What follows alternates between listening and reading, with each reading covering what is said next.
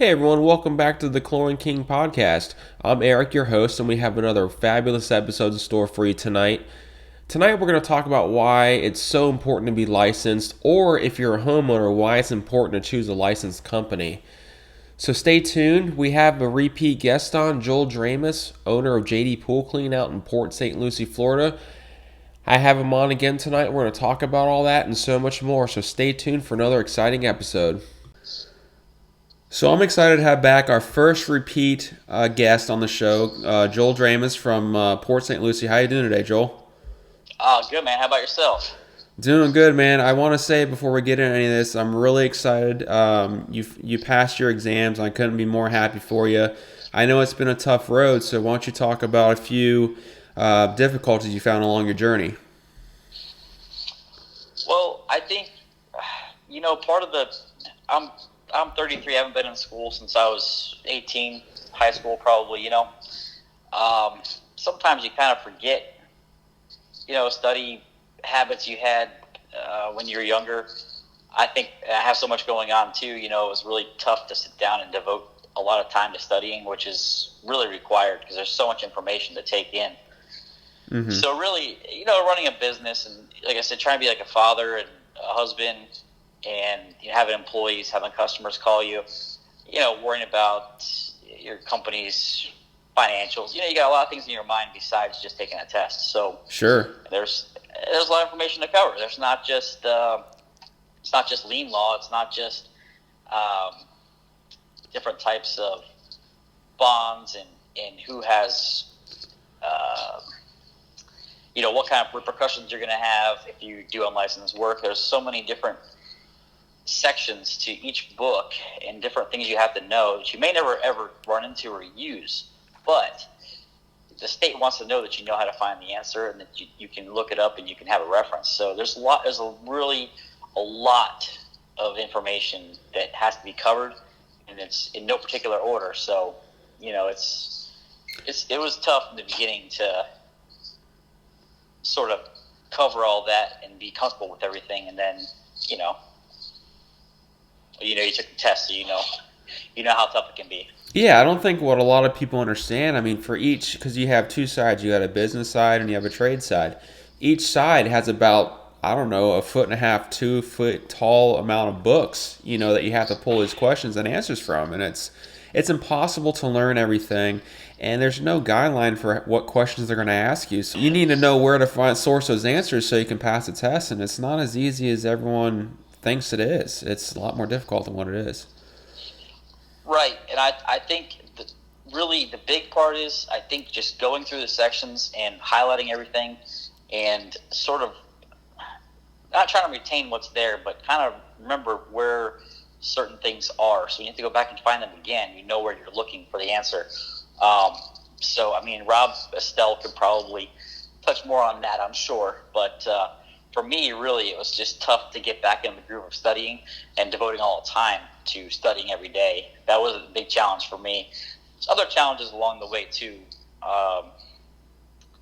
Trying to get my tests scheduled so around my schedule. So it can be a little bit difficult and challenging at times, Yeah, and I heard, we talked quite a bit, and I know there was a drop of communication between the CILB and yourself and the Pearson VUE, the people that host the test. Yeah, so we had one major glitch. Well, I would say it's a glitch. I don't know if it was in their system or if they didn't get the information. I paid. People don't understand is you have to pay the CILB, I think $125 to take the test, which is not a lot of money. And then after you pay, you go to the Pearson VUE website, and after a couple days, and you can log in and you can see you're approved to take the test. They say, okay, you're letting you do it. So you go take the test, go to schedule it, and I guess Pearson VUE never got the information from CILB. So even though I paid, so I couldn't even pay Pearson VUE the $80 to take the test because they didn't have the information that I was authorized to take the test. So I think there was, like 2 or 3 weeks or so going back and forth trying to find an answer or figure it out. And they're like, oh, wait 2 more days, wait another week. It didn't go through yet. So that was a really tough time. But the good news is I had more time to study, so Yeah. kind of just took advantage of it, you know. Well, and see, that's the thing. To them, it's no big deal, But to you, you're sitting there. Not you personally, but me. If it were me, I'd be sitting there chomping my nails off. Like, come on, let me take this already. Right, and I think people don't understand about the DBPR. You know, they regulate all the businesses and the licenses that you have, and make sure you're up to date with your continuing education. You know, they have to do all the checkoffs, and they're not just getting money from you. They don't really care if you get your license or not. Obviously, they want you to have a license if you're going to do the work. They don't want unlicensed activity, but they get a percentage of every single permit that's pulled. So they're making money hand over fist from all the different cities and counties all across the state of Florida. So what you're doing is not really a big deal to them in my eyes, because they're getting millions of dollars a day, I'm sure, in just other fees and whatnot.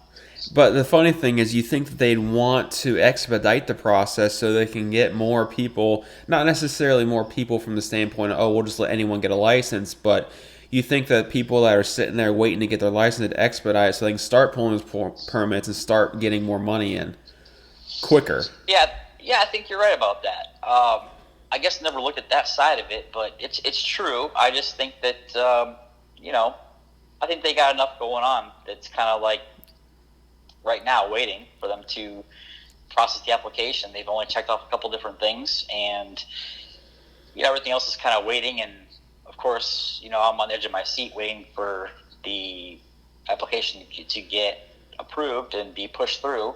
But for them, they have to go through their process, and I feel like they just do whatever they want to do whenever they want to do it. But that's the government for you. Yeah, I mean, ultimately, they have to essentially verify that you're good enough to contract. As they should. Right. So, but anyways, I'm proud of you. Couldn't happen to a nicer guy, and I can't wait to see you prosper next year. Not only financially, but also you providing a quality service to the customers that may not be happening in your area. So I'm excited to hear all about that next year. Yeah, it's true, because a lot, we can't, since if you don't have a license, you can't advertise for services you can provide. Mm-hmm. So, I'm not getting the service calls that I would normally get because I'm not advertising for those things. So once we start advertising for those things, I'm really driving the point home to get a license and hire a licensed professional. I think that'll drive up the amount of calls that come in for repairs. Exactly, and the homeowner would benefit greatly just from having a licensed person doing it, much less an unlicensed person. But we'll get into that later. So the first question is, obviously we talked about sort of what a license is, but what are some things a licensed pool contractor can do that an unlicensed person can't do? Because there seems to be like a gray area where people don't really understand what they can and can't do. In fact, recently I got into a little spout on Facebook with someone who this person's not licensed, and they're talking about doing all this stuff, and I messaged him. I said, hey, you can't be doing that. You're not licensed. Oh, yes, I can, because the pump's already there, so I can do the electrical. No, you really can't. So what are some things they can and can't do?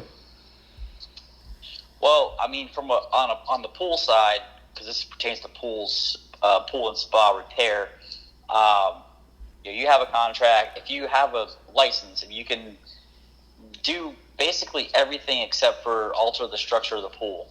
So, you can put in a pump, you can replumb a filter, replace a valve, cut PVC. Basically, you can change the circulation system of the existing plumbing or modify it any way that you want to. Install controls, actuators, all kind of stuff. You can pretty much do anything. You can dig up a pipe in the ground and fix a broken pipe if you want to. As long as you're not altering the structure of the pool, you're fine. Now, if you're not licensed, if you just have a occupational license or a CPO license, a lot of people advertise, I'm CPO certified. Well, that's great. Okay. However, my state license will supersede that CPO certification and allow me to do more, not just chemicals on, commercial pools. So, well, CPO certification is great, but you can really only do chemicals still. You can't really make repairs. You can't replace parts on Stenner pumps on commercial pools. You cannot replace a timer. I know it's only 5 wires, but you can't do it. You really can't use any tools if you're not licensed. You can't really modify or change anything that's there. You can't replace a pump, a motor, none of that stuff. Now, keep in mind, guys, he's making the key distinction here, license and certification. People think because they got the CPO certification, they're licensed all of a sudden. That's not the case.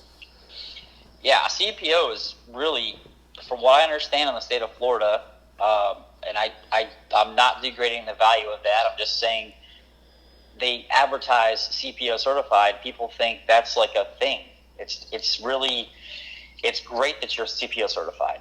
It's wonderful. You know your chemistry. You know how things work. You understand pool chemistry, but you still doesn't mean you can do anything to a pool. I mean, you can't make any modifications or changes. Yeah, exactly. Yeah. But I mean, if you're unlicensed, you can replace a cartridge in a filter. You can put a new skimmer basket in for a customer. You can sell them. You can sell the customer if you want to, like some kind of a cleaner, a suction cleaner or a pressure cleaner, and install it. As long as you're not cutting any pipes or modifying the plumbing by cutting or gluing or anything like that. So, you can still make money in the pool business if you are just essentially a maintenance guy. You can put an O-ring on a pump. You can do that as long as you're not taking the pump apart. You can put a new O-ring on the lid. You can put a new O-ring on the filter. A pressure gauge on a filter, I don't see why you couldn't do that. I would, necessarily not trust somebody to do that. It's just screwing in a pressure gauge or a pressure relief valve, But if you get into modifying or changing anything or, taking apart a valve, that kind of stuff, I would say you need to have a license for that kind of stuff. Absolutely. So, what made you decide to get your license? I know you've been in the business for a long time, and I know you worked for another company beforehand, but what finally made you say, hey, you know what, Joel, I'm going to go ahead and get my license, Well, opportunity, I think, was being missed in a lot of the repair side. You have a lot of customers you're referring out for heat pumps and for new heaters and for automation. And I'm seeing everybody else make all this money, $6,000, $10,000, $20,000.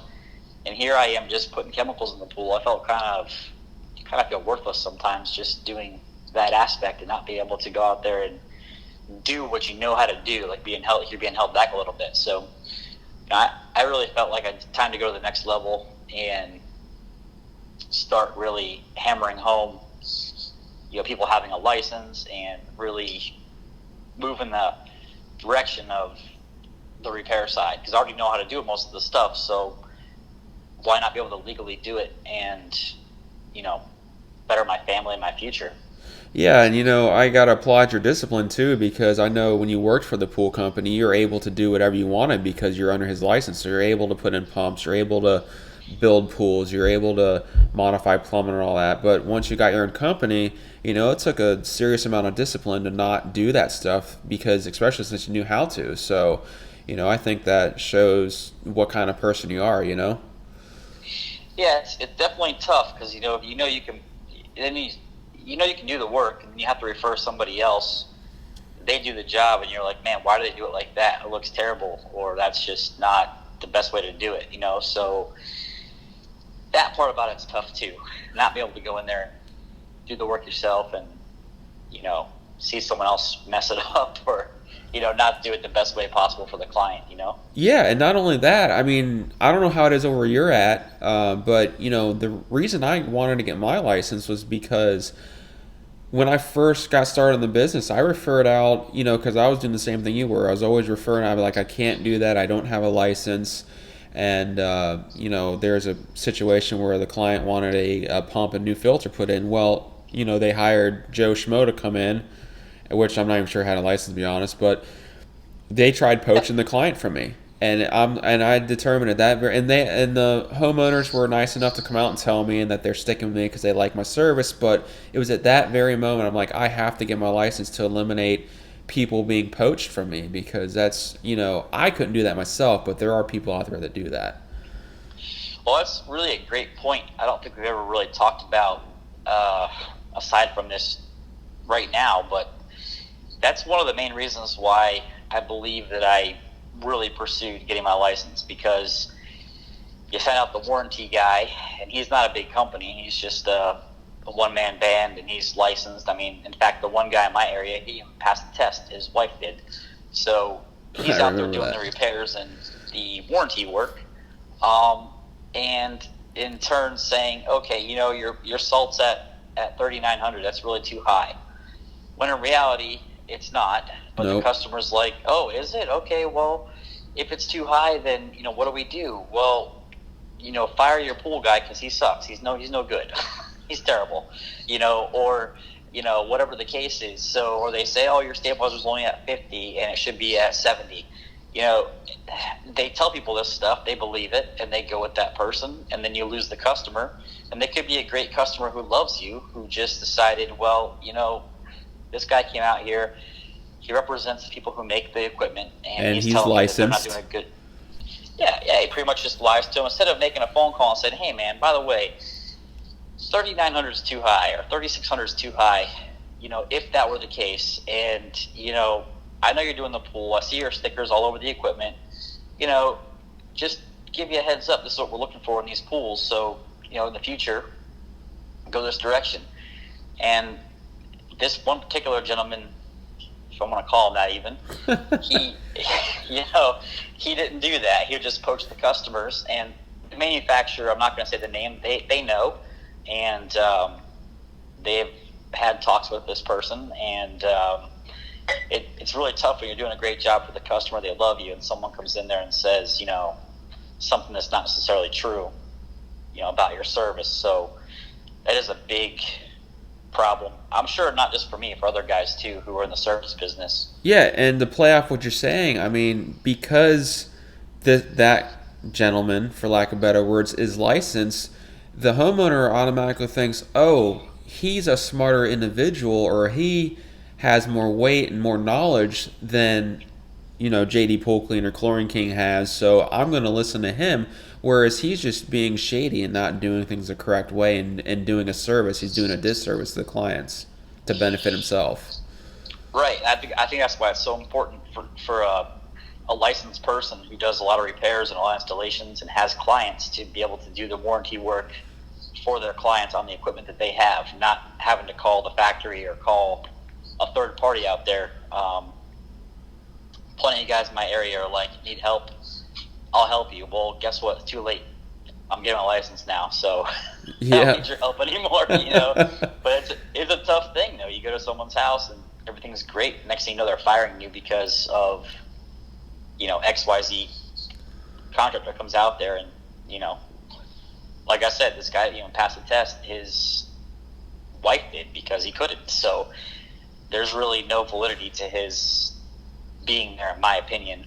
But that's a whole different scenario. Sure, but nonetheless, I mean, it just makes sense to, for you and myself to get our licenses, so we're not worried about having clients stolen from us. Because although you and I wouldn't do that, I feel like I know you well enough to say I know you wouldn't do that. There are people out there that are like that, and we've both seen that firsthand, and it's just sad. It is, and the people don't realize they mess with your livelihood, because if you go into a community where you have 30 pools and they all talk, they play pickleball, they play all these card games, they swim in the community pool together, and they all talk about they don't talk about the good things. Hey, my pool guy is awesome, unless someone says, hey, I need a pool guy. If they talk about anything, it's the bad stuff. So they're going to bring up that. It can ruin reputation for the company and the person who owns the company, because everyone thinks that all of a sudden this guy's no good because of one person, So it's a telling a lie from the beginning anyways. Yeah, not telling the whole truth, just be up front. So if you had a license, you could go out there and say, hey, guess what, you got a bad flow sensor on your salt system.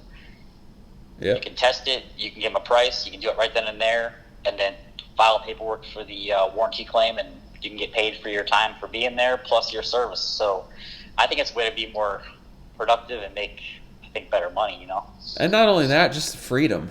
You're not constantly worried if someone's going to be reporting you, for something that you may or may not even be doing. It's just there's people that like to go around and report on people, and just the freedom of knowing, hey, I don't have to worry about that anymore. I can just go about and conduct my business the way I want and not have to worry. I mean, that's huge and priceless in its own right. Yeah, you don't have to hide from anybody. You can go out there and do what you want to do, what you got to do, and whether there's a lot of licensed guys who do things that are not right either. However, they earned the right to do terrible work because they they got their license and I didn't. So I mean, they've earned the right to do bad stuff, and we know better because we know what the standards are, and we know how to follow the guidelines. Yeah, and not only that, again, another good reason for getting your license is, we're not dependent on, I use my best friend forever for repairs, and you have friends, that you use for repairs. We can be more efficient now because we don't have to go through anybody. We can go get it and do it the same day if we want. Yeah, and that brings up a good point that I don't think we talked about either. Is it's against the law to. It's in the contractor's manual. You cannot. I can't contract as an unlicensed person. I can't contract a licensed person to do a job and then pay them. They have to contract with the customer directly. Correct. Otherwise, they are basically aiding a unlicensed person, and there's a fine for that and repercussions for that as well. So, there's a lot of people are like, oh, I'm not licensed, I'll hire someone else. Well, yeah, you just did that. Now the customer is really, they still don't have their warranty because even though you hire a licensed person to do it, you weren't licensed yourself. So you can't even contract someone to do the work, Exactly. One of my good friends who owns a company that's not in my area, I do all his repair work, or installation work. But the thing is I told him, like, look, you're not going to contract it and pay me like X amount of dollars. I'm going to go directly to the consumer and I'm going to contract with them. That way you're not going to get in trouble or anything. Right. And that's the right way to do it, is for the contractor to contract with the client and not the unlicensed person to contract and then pay the licensed guy. So, Exactly. So there's tons of points why we just point out why it's good to get your license and why both of us have gotten our licenses. But I mean, we know for a fact that there's a huge percentage of companies that's doing unlicensed work. Why don't they just get their license? I don't know. I think it comes down to, unfortunately, I love my suppliers. They're two that I work with are great. But if you have a pulse, they will sell to you. And I think it's so easy to get parts if you're not licensed that why would someone want to get their license? They know how to do the work. They work for a big company. They work for another company who had a license. They did it for years. They want to make their own money. And either they don't know, or the other part of it is they don't know that they need a license to do the work, or they don't care and it's easy money, so they just go ahead and do it. I mean, I don't know. I think people don't realize they're really doing the customer a disservice by not having a license. Oh yeah, when they find out they get a 30-day warranty instead of a 2 or 3 year. I mean, that's rough for the client for sure.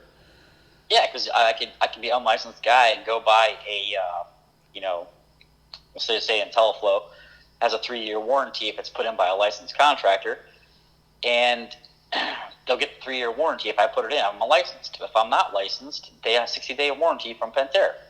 So that's Pentair's way of combating the unlicensed activity is let's just not give them a warranty because it wasn't installed by a professional. So that's one thing that's out there, but a lot of guys are like, whatever, it's not going to break, or, I don't know, take the chance of just doing the job to get the money. I don't know. I really don't know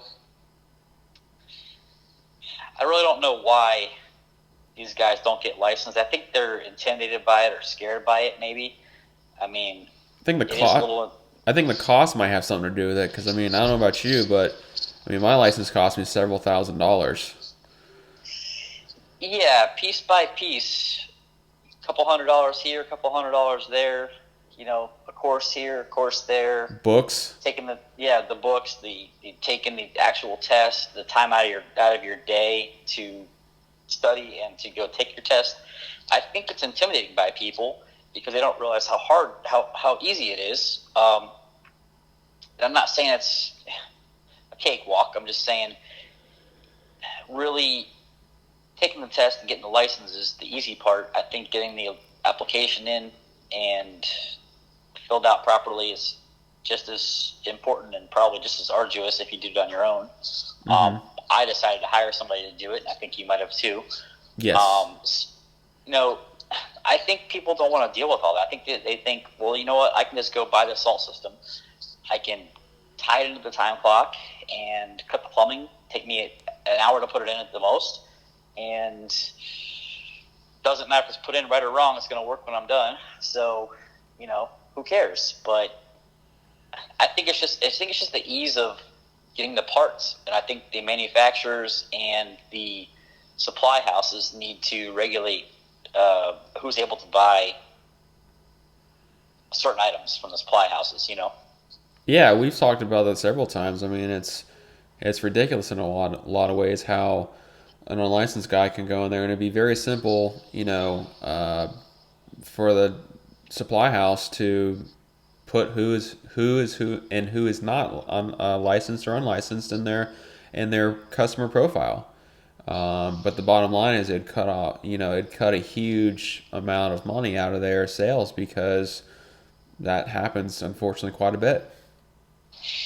It does. Like I said, if you have the money to buy it, they're going to sell it to you. I mean, there are some places that probably won't sell certain things to certain people because they don't trust them. I mean, I've been there in a supply house where a guy asks for, a board for a gas heater, and they won't sell it to the person there because they don't trust the person. They think it's more of a risk to sell to the person, but that's as far as it goes. I've only seen it happen a couple times. But I've seen guys walk out with pumps and they only have a pickup truck and cleaning stuff on the back. So, it's like, I know they're not licensed and I wouldn't trust them to be at my house putting a pump in, but they could afford that $300 for that horse and a half pump, and in their eyes, they're going to make $200 and put it in their pocket. And I don't think they realize that, it's not just about the money. It's about doing the job the right way, Yeah, and that obviously hinders us from getting the jobs because, we're being undercut by people that aren't licensed that are going to offer the warranty, and it really just hurts the industry as a whole anyways.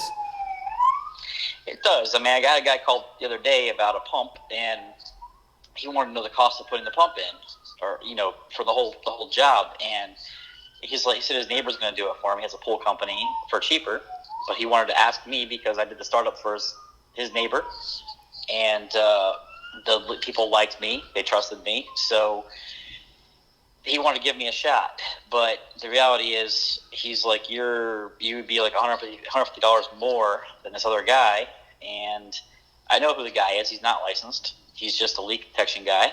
And he wants to do his neighbor a favor. Well, favors don't pay the bills. And a favor is not necessarily the right thing to do for somebody because, a horse and a half pump does not meet the requirements of the energy code.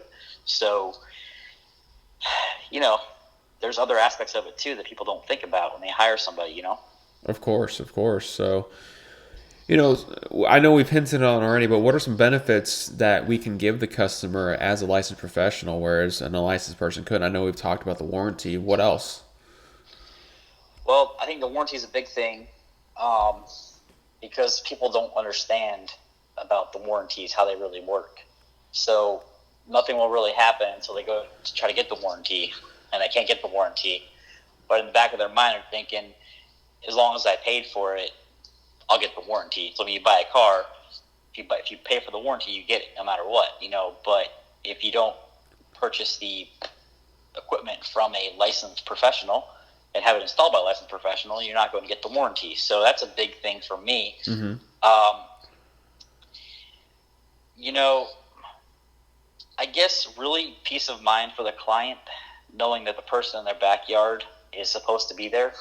Yeah, they're not flying under the radar, doing them a disservice by putting in, like I said, a 1.5 horse pump or 2 horsepower pump when the law says it has to be a 3/4 or a 2-speed or a variable speed pump. So, I mean, I think there's a lot more to that than just the warranty, like you said. I think a lot of it has to do with really, at the end of the day, the job is done the way it's intended to be done, not just, hey, it works. Well, let's say let's put it this way: it's more than likely gonna be put in correctly by a licensed person than an unlicensed person, because as we know, there's some unlicensed guys that just shouldn't be putting equipment in.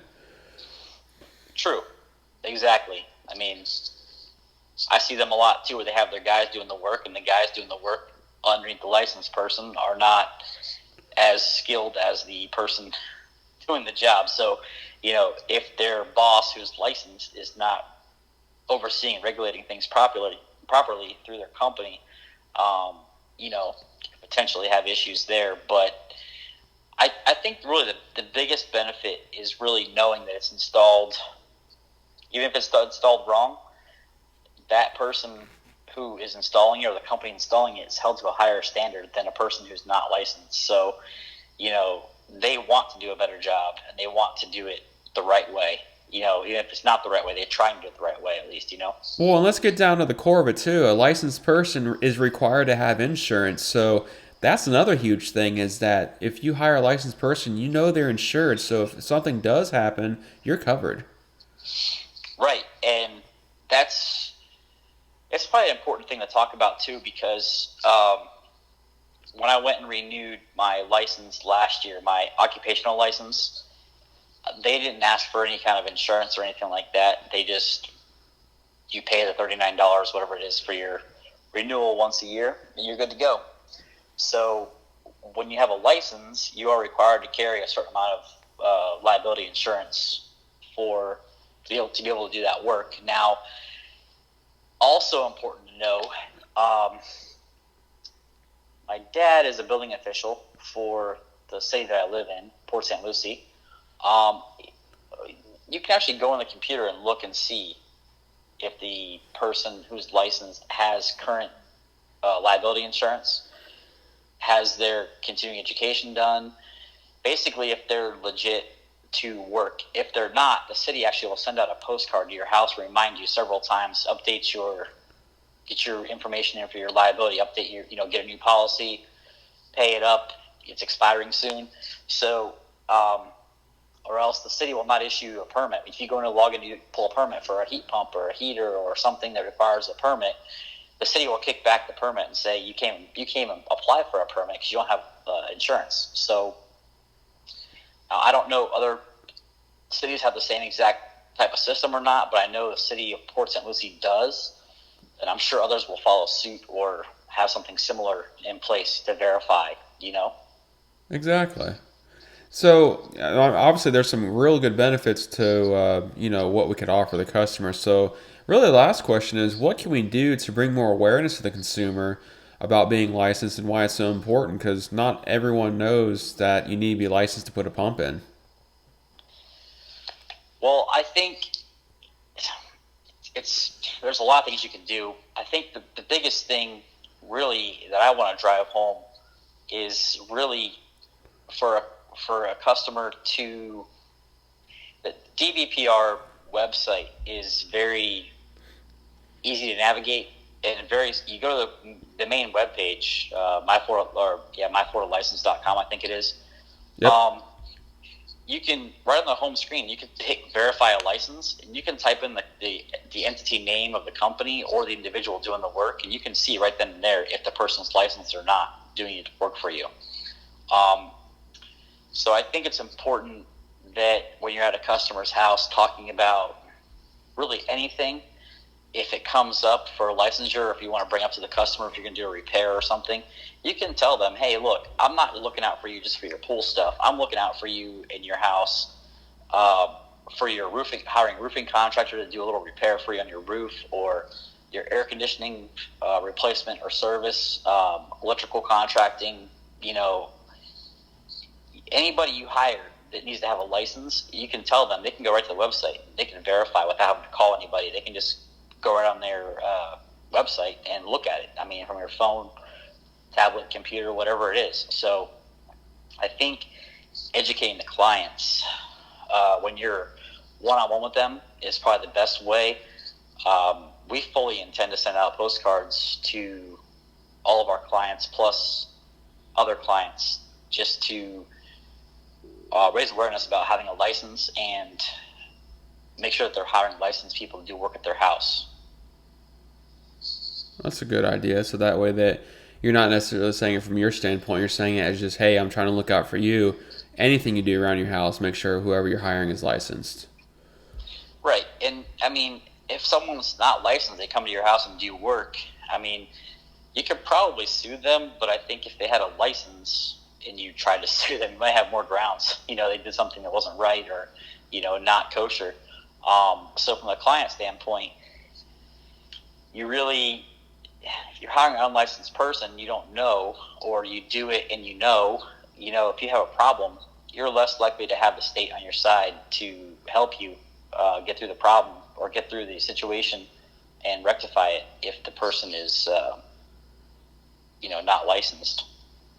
Yeah, I mean, and fortunately, I know they're doing it a little bit over in your area, but Pinellas County has been pretty big lately about busting unlicensed contracting. In fact, I saw recently there's a guy that is facing like 26 felonies and over $2 million in estimates out there for unlicensed work. And it's good to see that they're starting to crack down on that type of stuff, because all it does is hurt not just our industry, but any industry that requires a license. Yeah, there's a case in point. There's a guy in our town. I don't know the name of his company, but it's something electrical services, and he's not saying his company is electrical services, part of his company.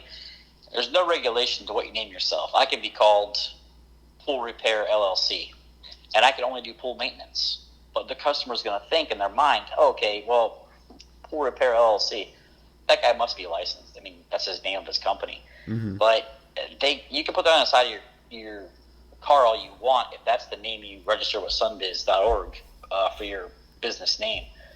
That doesn't tell anybody anything about your licensure or your liability insurance, any of your credibility. It's just saying that's your name. So this particular company is called, it's like air conditioning and electrical services or something like that, and that's the name of the company.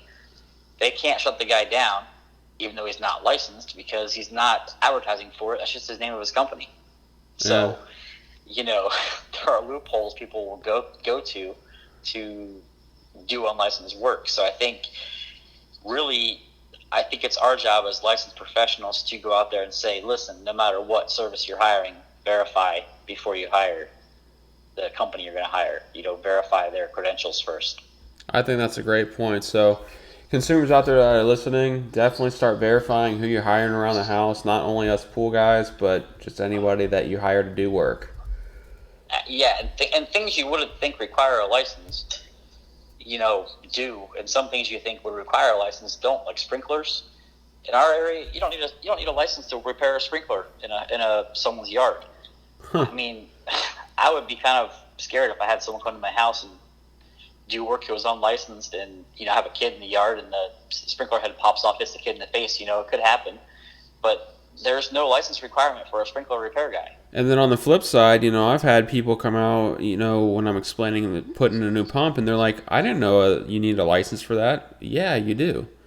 So yeah, they don't know, because probably for years and years when they were younger, they didn't need it. Some people save up their whole entire life to have a pool and retire in Florida.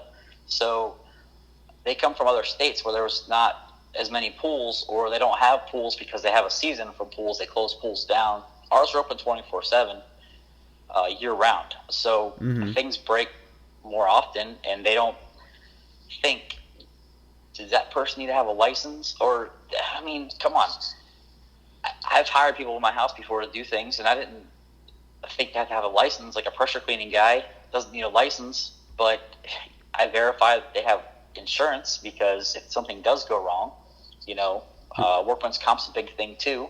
If you're exempt or you have to have it, it's a good thing to verify that as well. And it really doesn't take that long to verify and make sure a company is legit before you pay them any money. I mean, well, it literally takes a minute to go to myfloridalicense.com. I mean, it takes 1 minute. Yeah, and like I said, a lot of people are out there falsely advertising, saying that they're, XYZ certification or this or that, but at the end of the day, it doesn't mean anything. As long as if you don't have a CPC number or RP number, registered license number for the state of Florida, or a certified pool contractor license for the state of Florida, you really can't be doing anything besides cleaning a pool. Exactly. And if you have a city license that allows you to do some repairs, it's only in that city. You can't go to another city and operate in that city. That's why a state license is so huge, because you can go anywhere. I can go over to your town, Joel, and put in a pump if I want, whereas if I had a city license for Seminole, I couldn't do that. I'd be breaking the law at that point. You'd have to register your license in this town, pay the fee to the city, and let the state know that you're doing work over here. Which is cost you a lot more money. I think Estelle can probably hit on that at some point. But you really can't travel around. You have to register your license wherever you're doing most of your work at, or doing all your work at. Exactly. So, I mean, there's so many things that the consumer needs to know, as well as us that are operating under these licenses. So we just need to bring more awareness to everybody, professionals included, to make sure we're all doing whatever we can to abide by the law and do things correctly. Exactly. And there's repercussions for everything that you can think of. If you go through the manual, you can look and see all the repercussions and all the fines and misdemeanors and felonies that you'd be committing by doing these things. And people don't really think about those things until it comes up. It's like, oh, I had to pay a $10,000 fine. Well, like what? Like, that's so much money to throw away. I mean, it cost me half that to get my license, maybe a little bit less than that. I mean, it took me a few months to do it, but at the end of the day, you can say I'm a licensed contractor. So yeah, and not only that, those people should be paying those fines, because they're doing things, they're cutting corners that we didn't, and so they should be paying those things to say, hey, maybe that'll push them to get their license, or they'll stay off the grid and let us operate under our license and get the business we deserve. Right, and I mean, the DVPR, we had hurricanes this year. I mean, they can't run out there and if someone wants to put up an ad on Google and say that they do pool repair, or they can fix your pump, or they can fix your pool after the hurricane if you need a pump or a filter or broken pipes, they can't go out there and regulate all that stuff and monitor all of it in every city and every county in Florida. There's too many cities and counties here. There's no way you can regulate it all. And people don't understand. You can't just go online and be like, okay, pool repair guy, there's 10. I mean, nine of those are unlicensed. That's homeowner's responsibility. Yeah, 9 of those are unlicensed too, by the way. Yeah, we went through this morning when we looked online for our own companies to see where we come up on Google. Yep. So I mean, people come up before you who are not licensed that say that they're licensed in their keywords. So you automatically think as a homeowner, well, this guy's legitimate. He's got his credentials in order. But really, you have to go and verify before you hire that person, or even call them out to your house to begin with. Save yourself the hassle. Yeah, and consumers, don't be afraid to ask what type of license they have, because people will hide under that word license when they only have, an occupational license or what have you, and they're advertising to you that they can do anything, and that's not the case.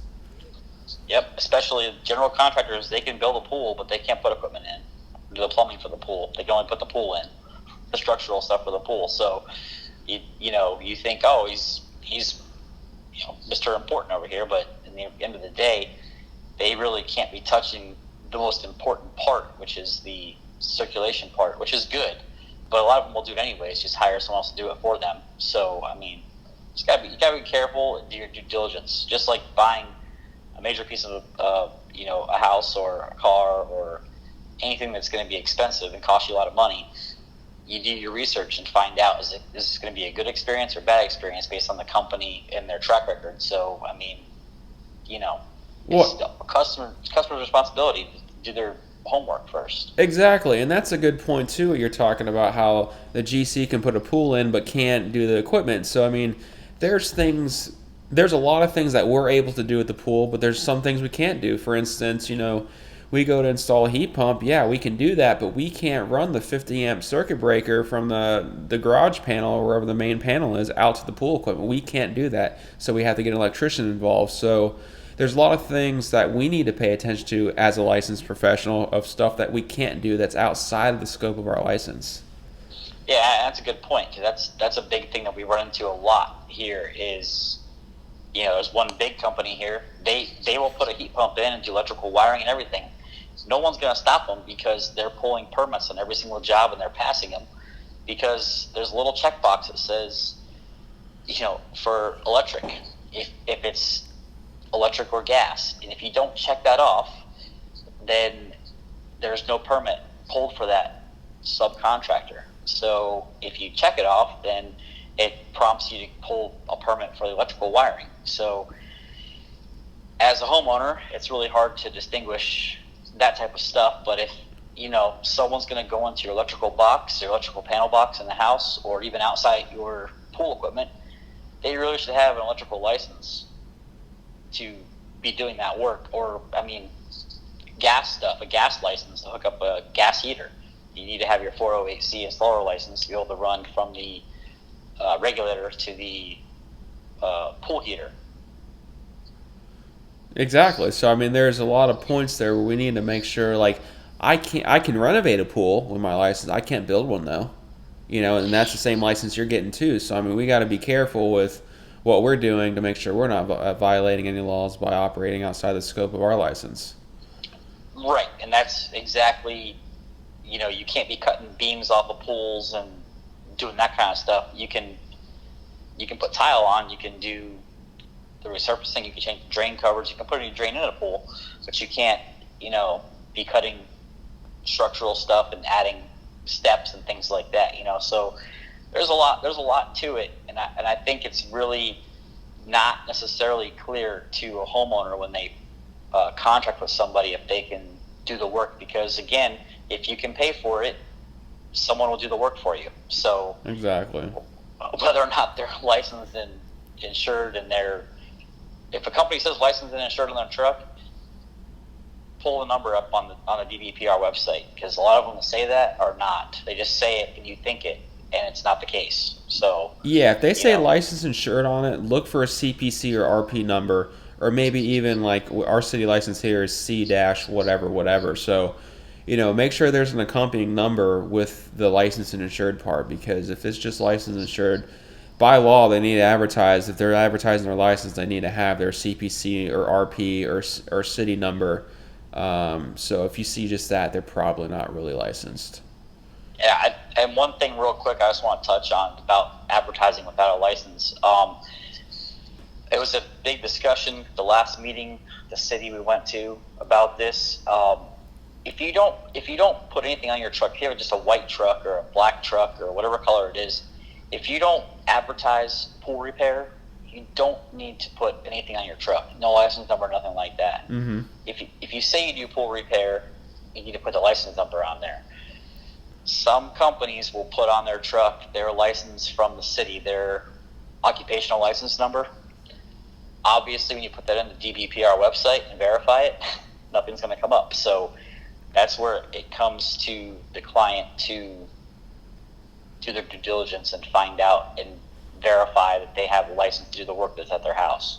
Exactly. So, well, that wraps up tonight's episode. I appreciate you, Joel, for coming back on. Like I said, I can't wait for you to get everything finalized. And thank you for the time and the knowledge as usual. And we're looking forward to having you back on in the future. No problem. Thanks, Eric. I appreciate the opportunity. Yes, sir. We have a good night, and I'll probably talk to you tomorrow. Sounds good, buddy. Thank you. All right, see ya.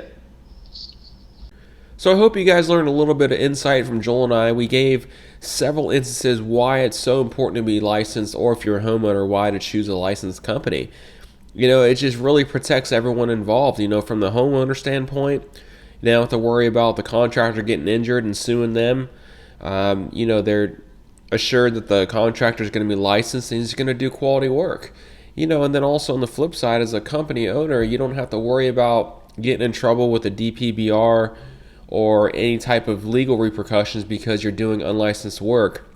Fortunately for us licensed contractors, the state's been cracking down on unlicensed work, which really helps us, but it also protects the homeowner. So, just make sure you do your due diligence. If you're hiring a unlicensed company as a homeowner, you can check their license. You can verify if they have a license or not. The Florida myfloridalicense.com, which is the Florida Department of Regulation, to verify all that, just to make sure you're protected. And also, guys, if you don't have your license and you're operating, I highly suggest you guys get your license, because they are cracking down on it, and I would hate to see anyone get in trouble when they're trying to make money. But if you're going to be doing that type of stuff unlicensed and you get in trouble, you reap what you sow. So make sure that you take care of those things so you don't have an issue. So stay tuned for our next episode. It's going to be another exciting one. So stay tuned, take care, and be safe.